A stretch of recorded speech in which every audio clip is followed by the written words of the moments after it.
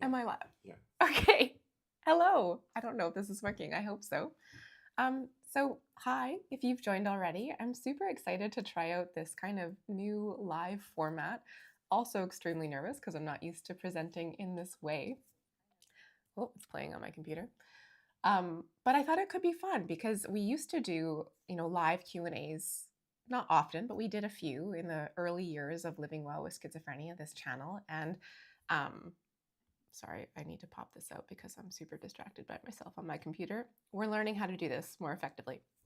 But anyway, I was always really nervous for these like live Q&As, but it also ended up being a really cool way of connecting and having that more interactive experience with our audience. So we are trying this kind of new format. Hopefully we'll do more. We'll see how this goes. Let us know. But the idea is to kind of take you along on some aspect of how I follow ketogenic therapy and metabolic therapies. And so today kind of wanted to bring you guys along on showing you how I measure my ketones, because that has been a really important part of this process and something that I get a lot of questions about. And there's maybe some fears or uncertainties around the process. And so just kind of trying to normalize it, share what it looks like, give you more information that I've learned along the way. And just a kind of informal bringing you along on that process while hopefully being able to engage with you guys in the chat, answer any questions you have, not just about ketone monitors, really about anything. And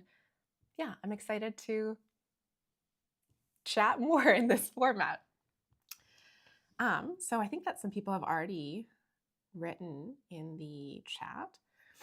So, hi Lauren, I'm a mom of 3 too and exploring keto for mood, energy, and to reconnect with my baseline. I'm still in the prep phase and part of your super helpful group on Discord. Cool. So, maybe just to let everyone else know, we do have a Discord community. It's an online peer support community for people specifically interested in using metabolic therapies for mental illnesses. You can find more about that at metabolictherapysupport.com. I think it's also linked in the description. But then she also said, have you been eating high fat, low carb for about 2 years now? Do you ever return to just a low carb diet or bounce in and out of ketosis? And so, not quite 2 years. I have been doing it for just over a year now. We started this transition to using keto in December of 2023. So it's been almost a year and a half now of following ketogenic therapy. And no, I have never returned to including more carbs as of yet. My goal and aim has been to stay in ketosis at all times because that's where I've been getting the huge amounts of therapeutic benefit. A little unsure about what the future might look like in terms of reintroducing carbs. I kind of had a bit of a conversation with my keto coach, Nicole, about that yesterday, actually, about the prospect of perhaps experimenting with that down the line. She kind of recommended sometimes 1 to 5 years even before you start experimenting with that. And so kind of just not messing with a good thing at this point, but it is on my radar, but something to maybe experiment more with a little bit down the line. That said, I don't think it's ever going to include, like my diet is never going to include sugar, processed foods, or those kinds of things. But what I mean by introducing carbs is more like introducing perhaps some fruits or more complex carbohydrates like sweet potatoes or that sort of thing.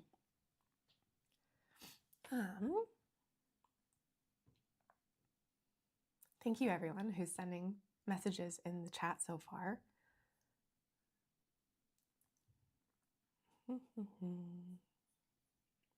What's the best tip you have for quickly getting back into ketosis if you've slipped up and eaten too many carbs? Great question. I think that's probably something that a lot of people have to figure out how to navigate. I don't think I have done this, but I did share in one video actually that I got knocked out of ketosis early on by consuming, they were exogenous ketones, like the salts, the powders or whatever, but they had sucralose in them. And I guess my body just did not like the sweet taste or some aspect of that. And I got knocked out of ketosis. And so what I basically did was focused on really like heavily increasing my fat consumption, even reducing protein and carbs just to get back into that like fat adapted ketosis state. Things like MCT oil can be helpful to consume. We have exogenous ketones now, the like esters, the liquid format, which I have found to be much better at like getting me back into ketosis or having a lot of access to ketones quickly. They've been really helpful, especially navigating more difficult periods like withdrawal or any sickness or that kind of thing too. We've been using Ketone IQ, but interestingly, they also have non-flavored, which tastes awful, or they have a peach flavor, which tastes marginally better, but the peach flavor is like sweet again. And so my body still does not like that. So I really need to veer away from any of those like sweet tasting things because they mess with my glucose and ketone production. Anyway, I think we're going to get started into bringing you along as well on how I measure my ketones. So we have a whole full video, which I would definitely recommend checking out if you want to learn more about any of the ways that we've measured ketones over the last year and a half. Everything from breathalyzer, blood monitoring, continuous ketone monitor, urine strips. That's kind of the gamut of what we used. And so maybe I'll throw a link into that video in the description after this, but I think the video is called Tested, Ketone Monitor Ultimate Comparison 2024. Perhaps it's important to highlight that was 2024 because actually the breathalyzer that we talk about in that video no longer exists. But there is still the Keto Mojo, which we talk about, which is what we used a lot, as well as the Sibio CKM, Continuous Ketone Monitor, which I have used almost continuously over the last year and a half. And these are the main ways that I have been measuring my ketones. Something to note, unfortunately, about the Sibio Continuous Ketone Monitor is that it is not currently available in the United States. I know that a lot of people who watch our channel live in the United States, and so I'm sorry about that. But there are, I believe, other brands that are perhaps in production and hopefully maybe coming soon to the United States. I think Abbott is working on one and perhaps there are others. Hopefully that will be more accessible to people who are living in the United States soon, but I'm in Canada and so I have access to this and it's been really, really helpful. Okay, so which one should I start with? I don't know. Maybe we'll start with the CKM because this is the one that I use primarily and I'm more familiar with it at this point. So I will just show you, I'm currently wearing one. It's almost out. They last for about 2 weeks. Well, no, exactly 2 weeks, 14 days. And in the monitor review video that I just told you to go check out, we do talk about how our experience of these early on when we made that video was that they were very, very accurate for the first week, but then they kind of lost accuracy when we compared it with the readings from the Keto Mojo over the second week. That has completely changed since we made that video. They've made changes to their CKMs that have like vastly improved the experience. And my experience now, basically since the second round of orders up to this point, has been very, very accurate the whole 14 weeks. So my CKM is almost done.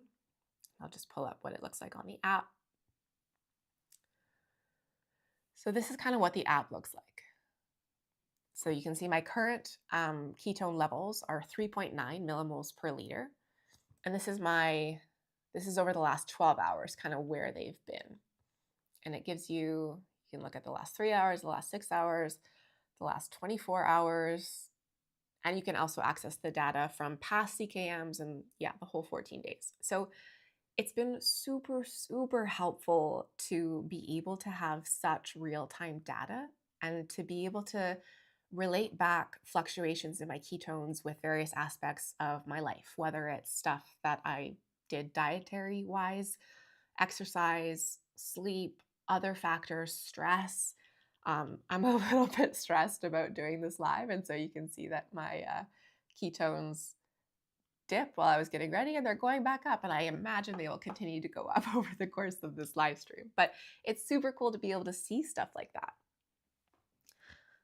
So I am planning to take this one off just to kind of show you what that is like and to put on a fresh one to show you what that process is like as well. But maybe I will just quickly pop back into the comments or the chat to see if there's any questions that I can answer in the meantime.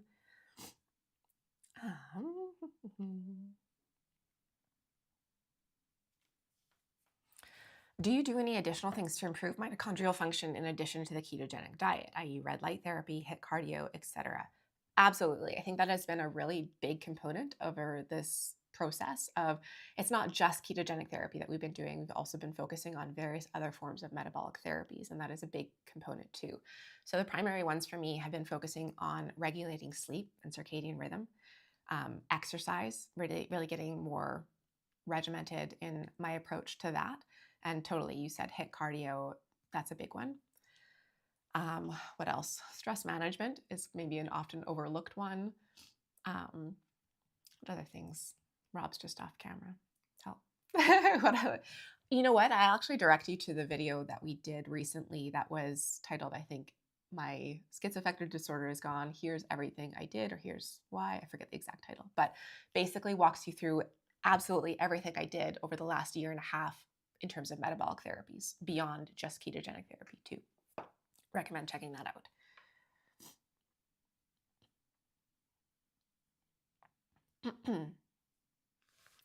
Have you had to use your PRN yet since stopping Latuda? Any ideas when would you feel you would take it just in case? Yeah, that's a great question. That's something that I've kept on hand just in case. I'm super open to the prospect of needing to lean on medication in various ways if that ever needs to happen. I've shared that I have been struggling. Okay, so maybe to back up, I have not used any antipsychotic PRN since getting off of my antipsychotic in September. That was my last dose. So I think roughly almost 7 months ago now. But I have shared that I have been struggling with my menstrual cycle and difficulties around my period. And so I was feeling like intense anxiety a couple periods ago, and I got a little scared and I didn't really know what to do. And so I actually did take a PRN of, what is it called? Lorazepam. No, I have White Lotus stuck in my head. Lorazepam. Is that what it's called? Okay, Ativan, lorazepam. And that helped. I felt I had mixed feelings about that. I was a little bit sad to have to go back to taking psychiatric medications, even if just the one time, but also it was helpful. And then after the fact, I chatted more with Nicole and she gave other suggestions of ways to manage it. And so I think, the takeaway there is just kind of being open and checking in with yourself as to what you may need at various points. Okay, let's get going with this. So this is my old one. It's just about, I usually wait until it expires, but in the interest of showing you guys this, I'm doing it with 2 days left, but you can see my ketones are going up still, as I predicted with the stress of this. So it's really disgusting. I wanted to take off the cover because it's gross, but Rob said to keep it real. And 2 weeks of sweat and showering, and this is what it looks like. You can order, and I did initially order extra covers, and I would recommend doing that if you are going to purchase these because the covers can get a little bit gross by the end. But anyway, it helps. I think you do need the cover because I tried doing it without a cover for a while and it accidentally ripped off prematurely. So important component. Okay, so I'm gonna try to get a little closer here so that you can see. Okay, so that's what it looks like. I was scared of these aspects of the process to begin with because there's a little filament that is inside me, and so it's a little bit terrifying to rip off. And I don't know if there's a better way to do this, but I just kind of rip it from the top. Oh, I think I actually just messed up. Oh, okay, I'll rip it from the bottom. Okay, so that was can you see? Okay, Rob and I were joking about how people do this, but actually this is gonna work in terms of focusing. Too close. Too close? Yeah, it's as close as okay, there you go. There you go. So you can see it. And that's that. This is kind of, that's where it was. There's yucky stuff from how it sticks to you. And so the way I get that off is just rubbing alcohol and paper towel. You can use Kleenex, but the paper towel is a little bit more abrasive to get it off. Let's see if I can do this without a mirror.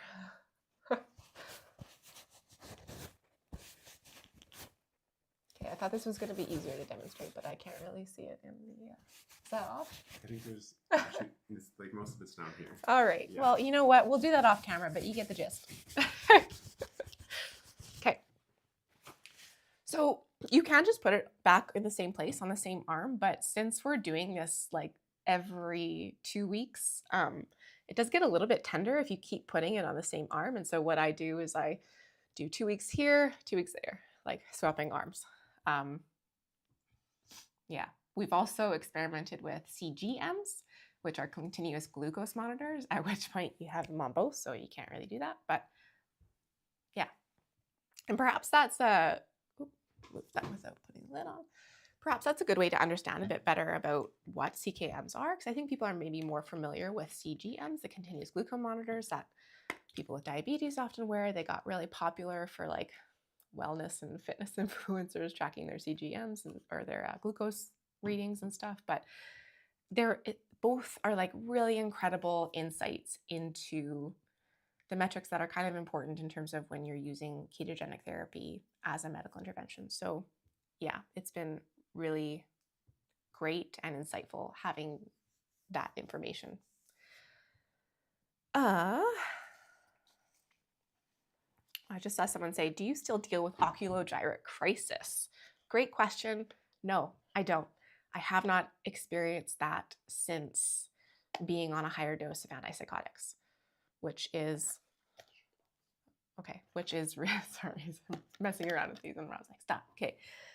Which has been really, really excellent. I have a video on what oculogyrate crisis is for people who might not be familiar, or what my experience of it was. But basically it was like this compulsion for my eyes to just like go up. And it often happened when I was running. I think it had to do with like when I was tired, but it was a side effect of my antipsychotic, the Latuda that I was on, lorazepam. So I don't have that anymore. But along those lines, people have also asked me if I still experience tardive dyskinesia that I developed from my antipsychotic. And yes, I do. I think that is unfortunately something that does not go away when you stop use of your antipsychotics. It has maybe gotten a bit better. I don't know why. I don't know what that's about. Less anxiety. I don't know. But the blinking was my main one. And I still do that. I still find myself, or I often notice it watching back YouTube videos that we make where it's most prominent. But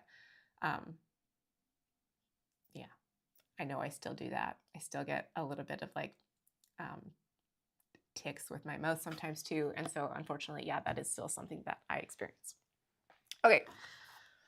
Continuous keto monitor, Sibio, CKM. Open up the box. This is kind of what it looks like inside. So there's like really great picture instructions that walk you through all of this too, which were helpful in the beginning. By now, I'm quite familiar with how to do this, but okay. So maybe we'll start with using the alcohol swab. Important to just clean the area so that it sticks really well. And so I'm going to put it on this side now. So clean this whole area where it's going to go. Someone asked, can you be med-free just by doing keto? I am currently med-free. I have been med-free since September of last year, obviously last September, so about 7 months.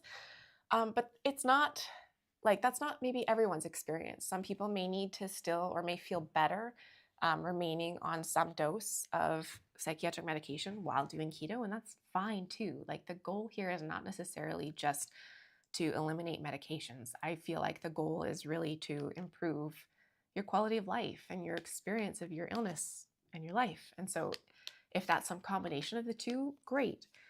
For me, I've been able to completely get off medications while doing ketogenic therapy and other metabolic therapies, and that is feeling great and the best for me.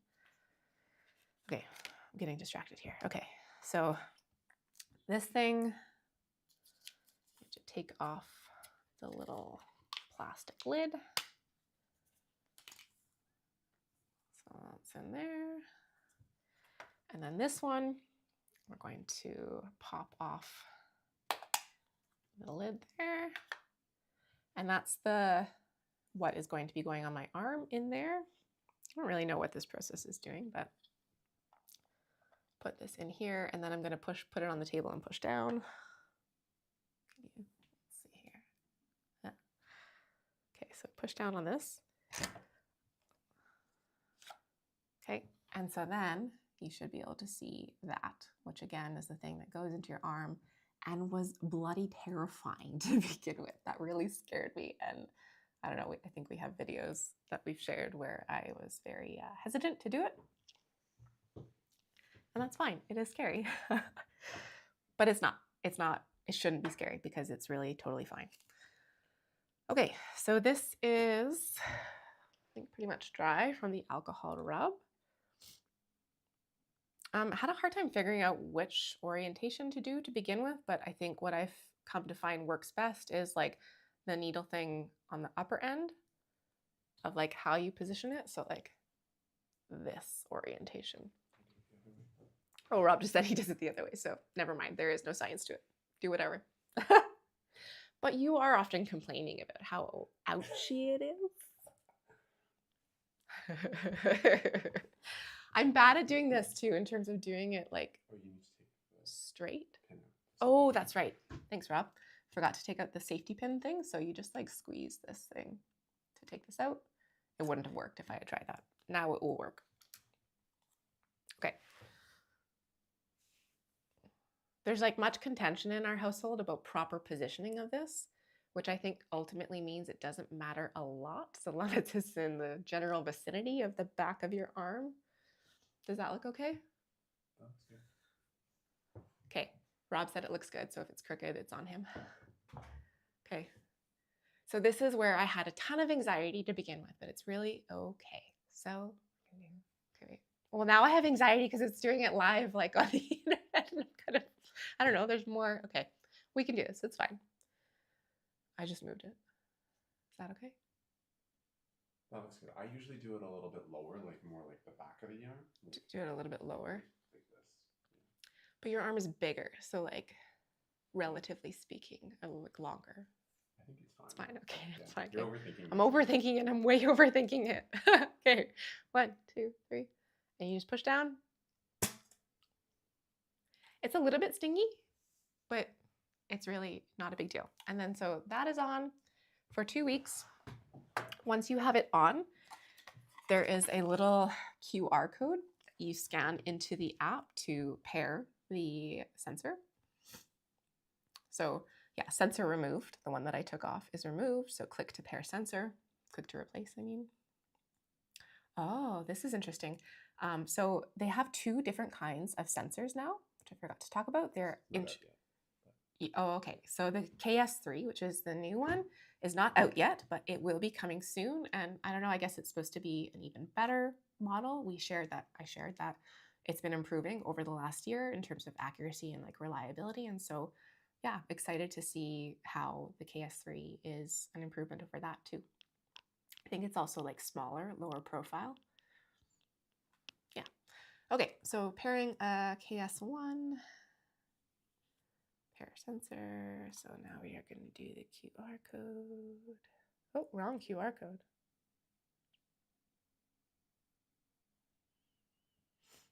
There we go.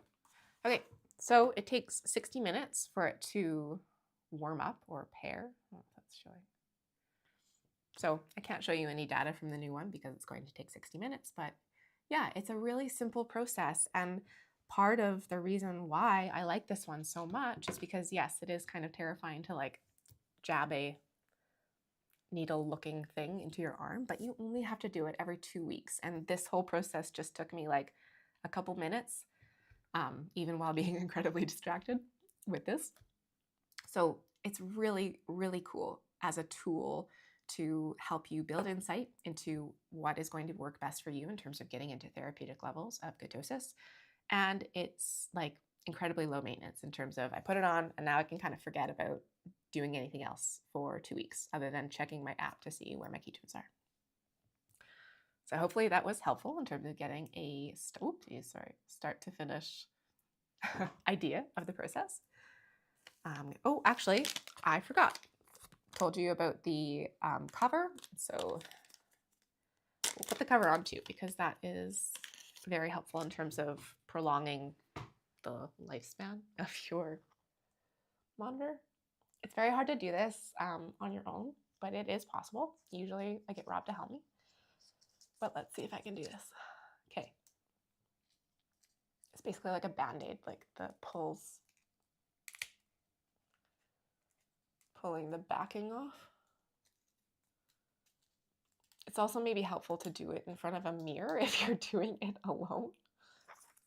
Oh, I messed it up so bad.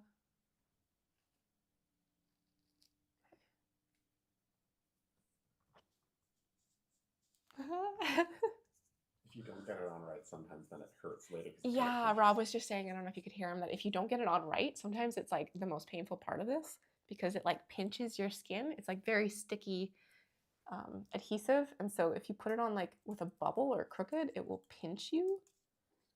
And that's when we get Rob going, ouchie. I'm such a big baby.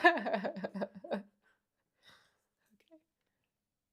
Oh, I'm going to be ouchie. I did it not very good. It's fine. That's also a reason why I would recommend purchasing extra covers, because it only comes with one and I messed it up. You can see the bubbles. It's okay. It's fine. Okay. Ooh, someone says they have a KS3 at home, soon to be attached to them. I didn't know it was available yet. They're in Germany, but that's cool.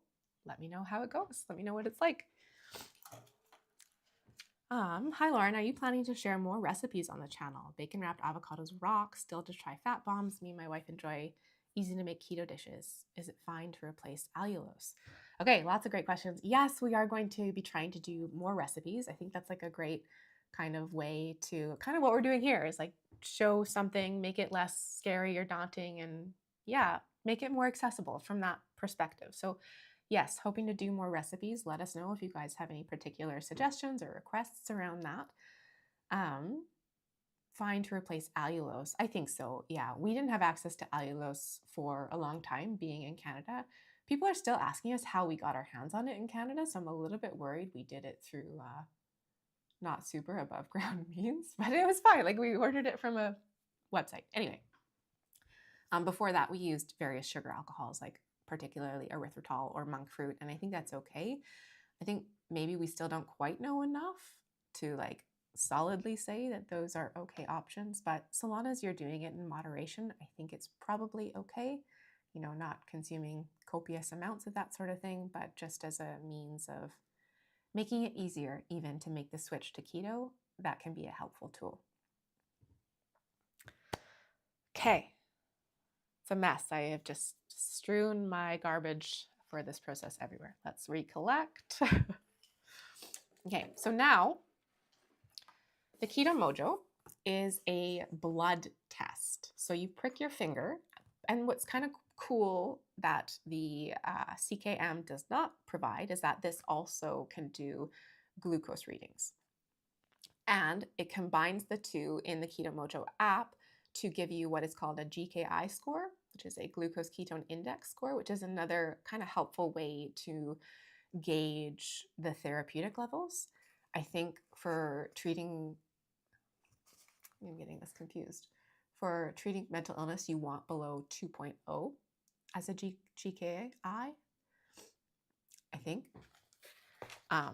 For like other things, I think Nicole was telling me for like cancer treatments, they're looking for like even lower, like below 1, which is quite hard to obtain. Actually, I realized in terms of needing to have really high ketone levels and really low glucose levels. But the more you can do that, I think kind of the more therapeutic range you are in. I haven't done this in a while. I probably should have figured out my app is not even connected anymore. You can just use them. Okay. Okay, well, this is a reading from January. It looks like the last time I used the Keto Mojo was January. Again, I don't do this really anymore because the CKM is such an easy and equally effective, I think, alternative. But in the beginning, I definitely did use this a lot just to make sure, especially when the CKMs were less accurate in the second week. It was very good to have the Keto Mojo as well. But this is what it looks like on the app. So this, okay. There's like differences between Canadian and American metrics, but I think this is what everyone will see because actually the Keto Mojos, for a while, you couldn't get them in Canada. So anyway, the glucose reading that I had was 72 milligrams per deciliter. And then my ketones were 5.1 millimoles per liter, which is kind of high. And this actually gave me like a really low GKI score of 0.7, which is quite low. Okay, so it's in this handy little pouch, which has been also helpful in terms of travel to just bring with you. This is the, like, what you see your readings and stuff on. Just turn it on by pressing the button. This is, what is it called? The lancet. It's what you prick your finger with. So you can set it to different, is that like depth in terms of how much it pricks your finger? And so, I don't know, I'm a baby, and so I ideally want to stay as low as I possibly can while still getting enough blood. I think we usually have it at about a 3. 3? I usually do 2. 2. Okay, let's do 2. Okay, maybe I should change this lancet too, hey? So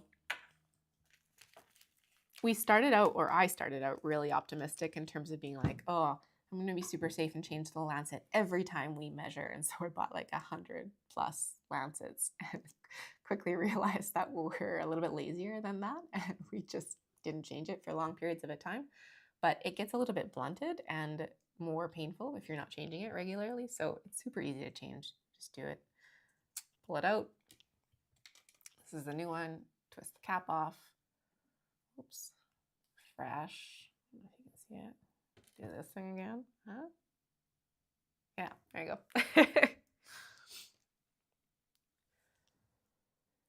It's been so long. Okay.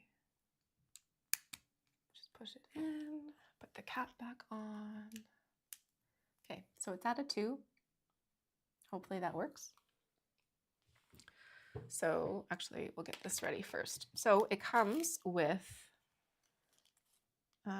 ketone test strips and glucose test strips. The ketone test strips are the like bluey ones. Glucose are the brown ones. So you just need one at a time. And you can just test your ketones, that's fine. But again, I did really find it helpful to have a better idea of what my glucose levels were at the same time. So yeah, it just comes out of this pouch and this is what it looks like. You put this end into the monitor thing, the electronic thing, and then this end, you see that little strip is basically what your like blood goes into. So that's what you want to press to your finger once you've got a drop of blood. Someone said the fingerprint gives me anxiety. Totally agree. I get that. Me too. And I'm probably going to have anxiety about this because I haven't done it for a long time. Whenever our kids watch us do this, they're like, does it hurt? Are you so scared? Like, and so kind of have to be like, no, it's totally fine. But there is a bit of anxiety if I'm being honest with you all. And that's kind of another reason why I like the CKM, because there is anxiety, but it's only every 2 weeks. Whereas if you're pricking your finger multiple times a day, that could be a lot. But it bruises. It does kind of bruise. It gets sore. Multiple times a day makes sense. Yeah, and people were watching me do it in the middle of my finger and being like, why are you doing that? Do the side of your finger. And so I tried that, and honestly, I don't find it much different. But I don't know, maybe you will find it different. Maybe that's a tip that will work well for you to do it more on the side. I guess it's less like nervy or painful. I don't know, but give it a go. Okay. So to like make it ready to prick yourself, you pull, wait, what? Was it already? Okay, it was already. You pull that bottom. And then, okay, we'll try on the side. My finger. Okay, 1, 2, 3. I don't think that was enough. Wasn't enough. Gotta up it to 3. Thick-skinned. Thick-skinned, yeah. Well, now that finger's a little sore. Okay, we'll try the other side. Actually, I'm pretty like callousy right now. I don't know why. Anyway. Okay, 1, 2, 3. Oh, I forgot. Okay. 1, 2, 3. Okay, so you want to squeeze out. Oh, wow, it's squeezing out from the other side where I initially pricked it and not the one that I just, okay, fine. We got 2 samples. Okay, so you want to squeeze out a little blood and wipe it away. I don't totally know the science behind that. It's just part of the instructions. It's part of the instructions. Just following orders here. Okay. So I usually do ketones first, which is the little bluey green one. Stick it in here. It's going to go. Okay. So I think it's ready. So now I'm going to like press it to the blood drop.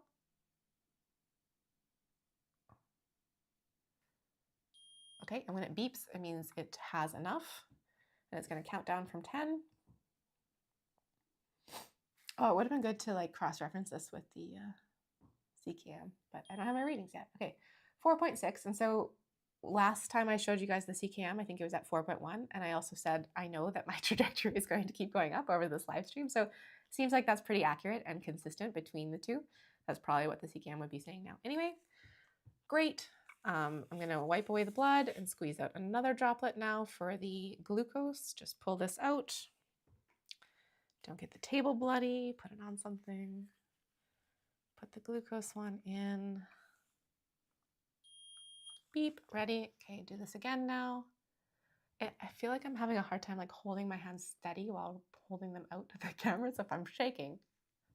Okay. Beep, ready. Count down from 5 for glucose. 84. And that's that. I think, was it Casey Means' book, Good Energy, was suggesting that people should always aim to be under 100. What is that? Milligrams per deciliter in terms of like blood glucose levels. And it's maybe an often overlooked metric to be aware of.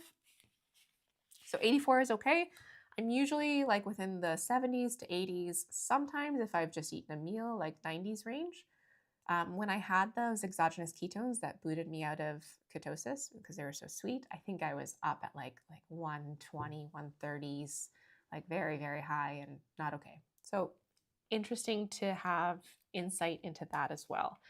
Usually, if I had my app connected, the Keto Mojo app, it would then immediately sync from this to the app, and it would also give me my GKI score. It's not, I'm sorry, I didn't prepare that part of this, sorry. But yeah, again, really, really cool in terms of being able to see that.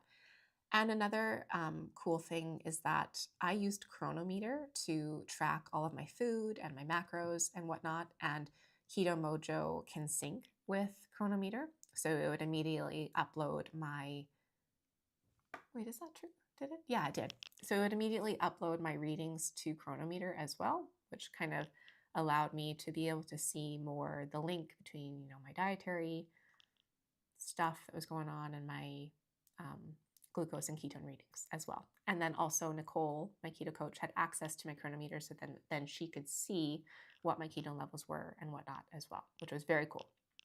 The CKM does not sync with Chronometer, or it didn't. I don't know if it does now. I don't think it does. But you can add notes in Chronometer, so I would just manually upload what my CKM readings were at various points throughout the day. So that was cool. Okay, well, yeah, let's take a peek and see if there are any more questions that we can answer really quick. I'm really sorry that I haven't been able to get to all the questions. Thank you very much to everyone who has been engaging in the chat. It's been fun getting to like hang out in this way a little bit more. Someone said 2 is fine for most people, probably. Yeah. I mean, it ended up being fine. I ended up using the prick that was from the 2 anyway. So, yeah. Lauren, at what times of day do you take your readings and what causes ketone levels to fluctuate? For example, does eating a meal reduce ketones even if the meal is 2 to 1 or above? Super great question. I think that the recommendations for measuring ketones are like in the morning and later on in the day, like the evening, because for me personally, like anecdotally speaking, my ketones are always lowest in the morning. I think it's like part of the dawn effect or something. And so it's helpful to get a understanding of where you're at kind of at that lowest point, but then also understanding where you're at the end of the day. And I think that Nicole in the early days had suggested to measure like an hour after eating, um, because then your body is fully like taking in what you ate and it's a more accurate representation of that. Um, but things that fluctuate my ketone levels, I was really surprised about exercise, especially like running or playing soccer or whatnot, where during the exercise, the ketone levels would just plummet. And I think what we figured out here is that your body is using all of those ketones essentially. Well, what's happening is that your body is taking the glucose out of your muscles and Yeah. your liver, Yeah. and that is spiking insulin, and that's why your ketones drop. Okay, so I don't know if you could hear what Rob just said off camera, but basically, your body is extracting the glucose from your liver and your muscles when you're doing intensive exercise as like something to burn through as well. Um, and so then that is spiking your insulin, which then causes reduction in your ketones. Reduction in ketones. And actually, there was a question about somebody being like, this happens to them, and then their blood glucose drops. Blood glucose drops. I think your blood glucose would increase. I think you were wearing a blood glucose monitor during soccer games, and the blood glucose would shoot up. I think you got as high as like 150s, right? Yeah. And that's not necessarily a bad thing. It's just your body extracting the glucose, right? We need to confirm this science, but we've been like trying to understand this a bit better, because it was interesting and kind of weird. But then after finishing the exercise, almost always there is a correlational, whatever word that is, like spike in keto levels, even up higher than you were before, than I was before the physical activity. So that's like an interesting trend to be more aware of. And it's really helpful to be aware of those trends with using a CKM, because you cannot stop in the middle of a soccer game. I guess you could stop in the middle of a run to like blood prick your finger to see where your ketones are. But yeah, that's another really cool aspect of the CKM. If I do eat a really fatty meal, like you said, if the meal is like 2-to-1 or above, I think I generally do see a bit of an increase in my ketones following that. But I think that maybe it's a really individualized thing, because even Rob and I have had very different experiences of this.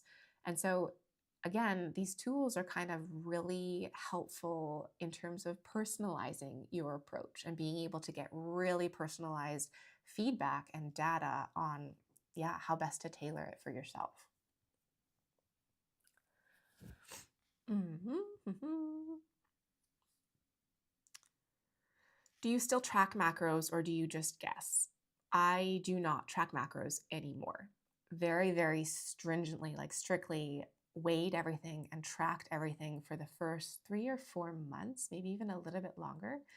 But I shared in one of our videos that it was starting to I was getting a really good grip on the foods that I was eating and what the macros were, and being able to do that more intuitively. And so then continuing to track started to veer for me personally into more of the territory that I struggled with around my eating disorder. It still wasn't like a problem, but I could feel myself starting to get back into certain ways of thinking that were reminiscent of a time when I struggled with that. And so chatted with Nicole, and we both decided that it was probably best to veer away from that. And that has worked great for me. That said, anytime that I'm struggling with low ketones, or just going through a stressful period and needing to be more mindful about what my macros are, I do sometimes go back to tracking. And that's helpful in terms of being able to kind of troubleshoot as needed.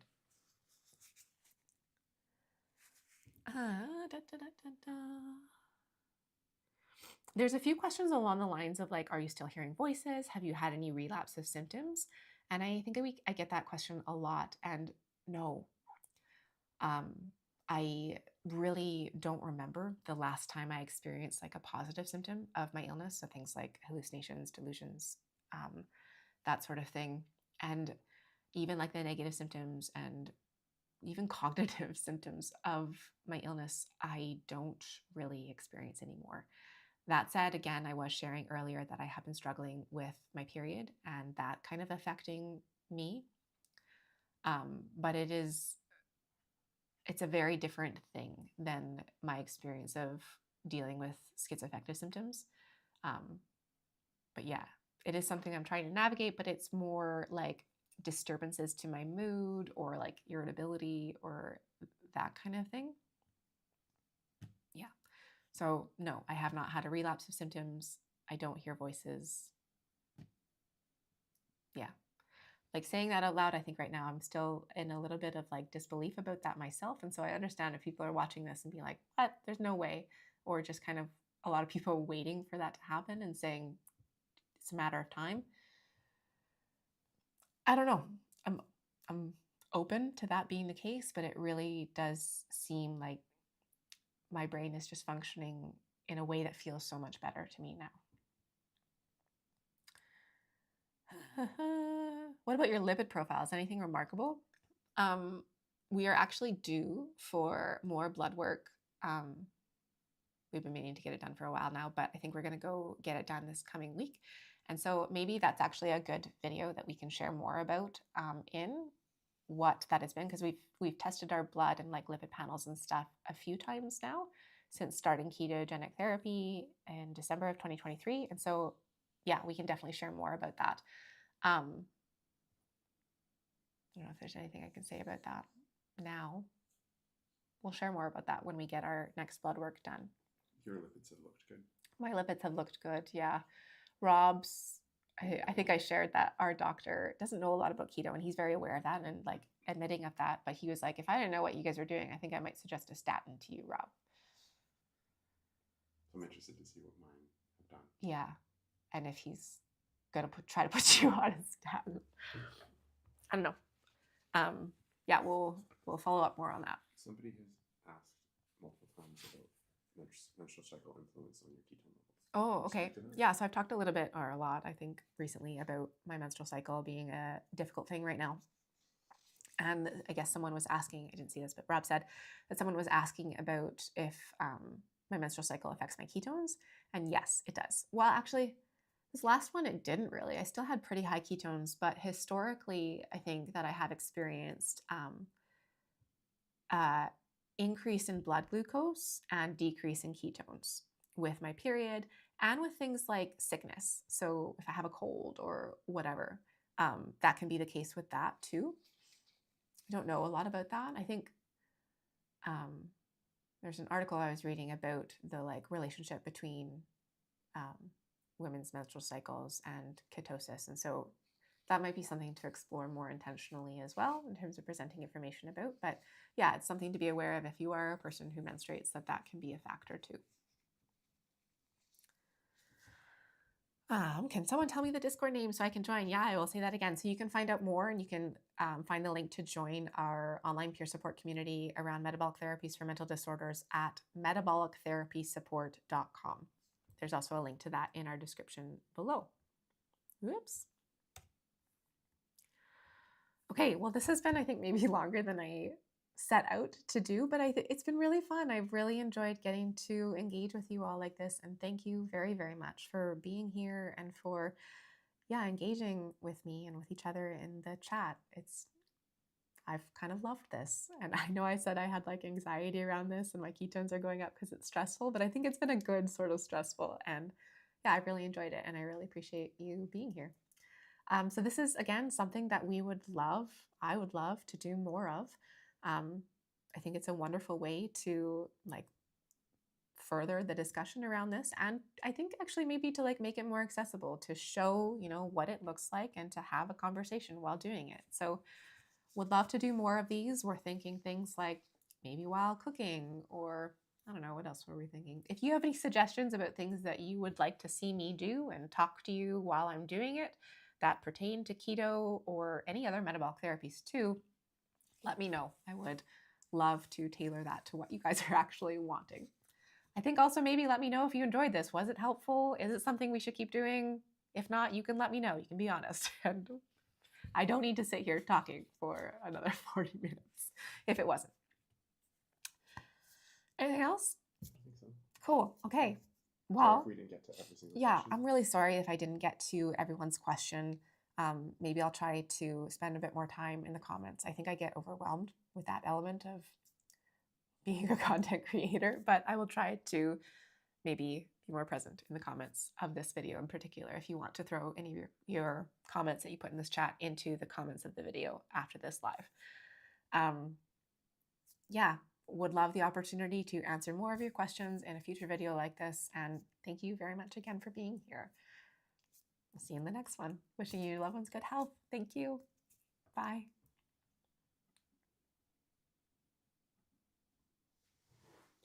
Okay, ended it.